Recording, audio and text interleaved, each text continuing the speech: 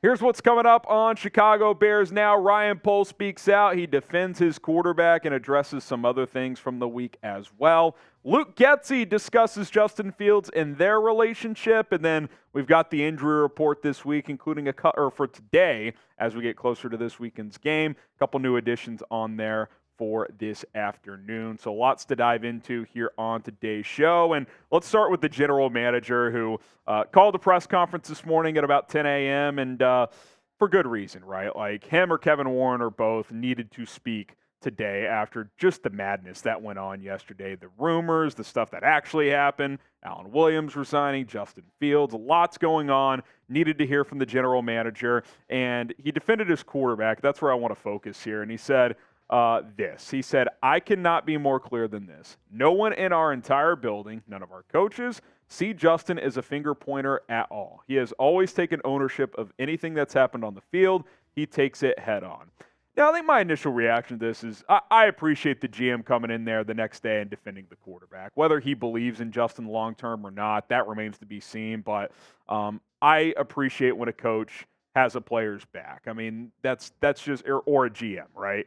So I like that Ryan did that. I think that was a good move. It just looks good. It's a classy thing to say, even if there's, some slightly different conversations going on behind the scenes. I don't get the sense that there are, but I think publicly that's the way to go. Here's what Poles had to say as well. He said, you've got a young quarterback who's trying to figure it out, a guy who hasn't had the cleanest start to his career, who last year with a roster had to put the team on his back and do some unbelievable things athletically. Now he gets talent around him and has to figure and balance when to do those cool things athletically, when to lean on others, and sometimes that's a great place to live in, and that takes time. And I think there's some validity to that. Here's the problem, though. You don't have a ton of time. The clock is ticking. Like, these things may take time. It may not be perfect early.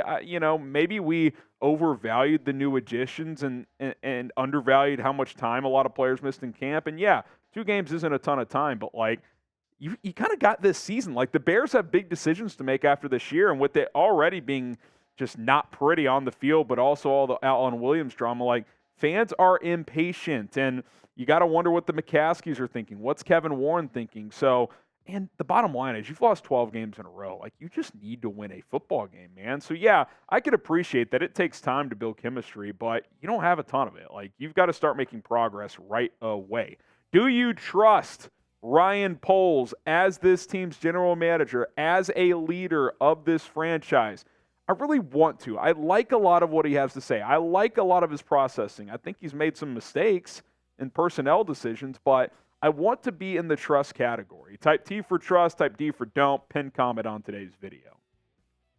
More on the quarterback, this one coming from Luke Getsy, who speaks every Thursday. He, of course, was peppered with questions about his play calling, but obviously about Justin Fields yesterday, seemingly, I don't want to say ripping calling out, but, saying, I feel like at times it's information overload, and maybe it's too much coaching at times. It's causing me to think too much, and, of course, Fields clarified that, kind of stepped those comments back just a little bit.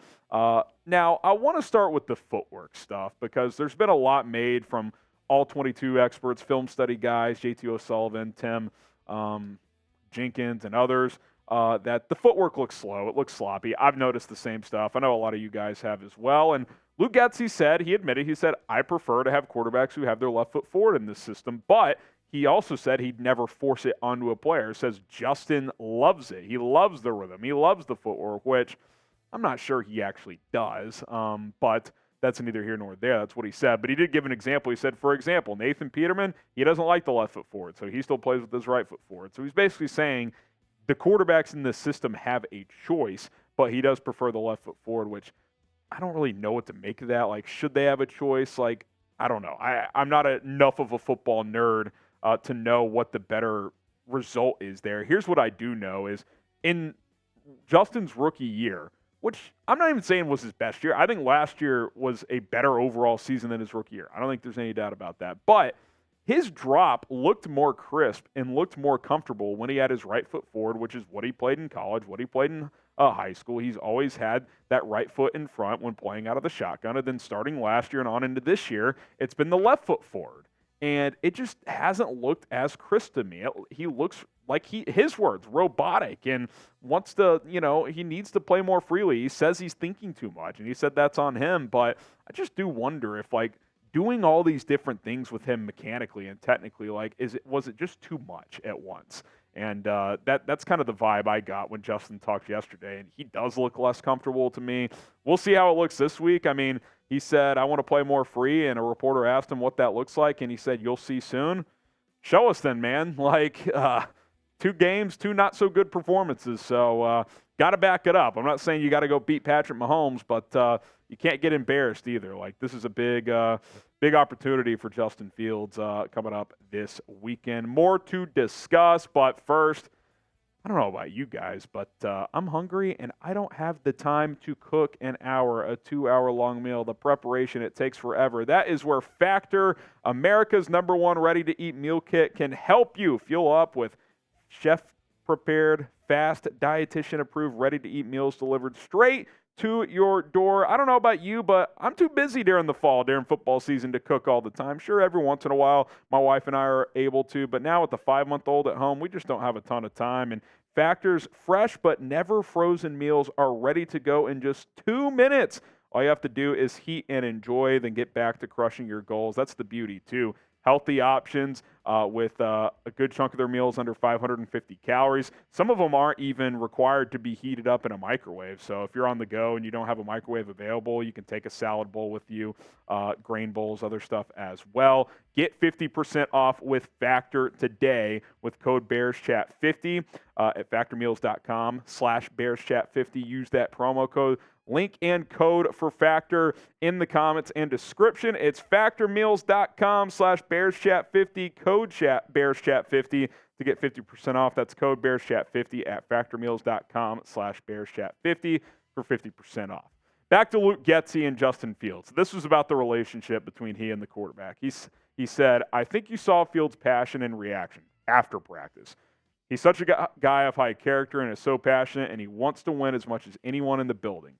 But it's more important for him to be a man of character. Our partnership is outstanding. And I actually thought this was hilarious. So at practice today, Justin Fields found Luke Getsy, and they hugged each other and waved at the media cameras, which I think that's kind of like a fun, like, I don't know if it's like some kind of like turn the page moment, but just kind of like making light of the situation. Like, hey, we're back to work. Like, yesterday's yesterday, today's today. But I think the bottom line is Sunday's huge for this team. Again, I don't think it's not a must-win. I called the first 2 games must-win. This is not a must-win. Why?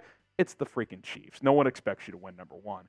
But it is a must go out there, look like a focused, prepared football team and play well. You can't get embarrassed. I don't expect you to win. You're not a better team than the Chiefs. Like, if you win, great. That would show me a ton. Like, you win this game, that you have all of a sudden, like, goals are back on the table, but I just want them to go out there and execute and play well. Play hard, like, look like a team that cares, which I'm not saying they did in the first 2 weeks, but you could understand after everything that's happened this week, if you get down early, if you fold in this game, it can't happen. You cannot fold. You cannot roll over in this one. So it's huge for Fields. It's huge for Getsy. He's got to call a better game. Let Justin be himself a little bit more. And it's huge for Flus as well, who now has more on his plate without his defensive coordinator. Predict the score, Bears, Chiefs on Sunday, 3:25. We'll, of course, be live for this one as well. Get that score prediction down in the comments section. I'll have my score prediction on our preview video. Speaking of this one, though, Bears, Chiefs, Arrowhead Stadium will have a live watch party starting at 2:15 Central Time on Sunday. Game, of course, will kick off at 3:25. So join us nice and early, well over an hour pregame show, live watch party. Myself, producer Rolly, will be hanging out with you guys, reacting to everything that happens in this one. So should be fun. Hopefully it's fun at least. Looking for win #1, certainly an uphill battle. Okay, this is interesting. Kay Adams calling the upset? Not completely, but it kind of seemed like she was. She said that she thinks the Bears could win this game. Here's a direct quote from her on her Up and Adams show on FanDuel TV. She said, I've convinced myself the Bears can win this game because the Chiefs don't have it all figured out yet. That's actually true. They've looked kind of mediocre so far.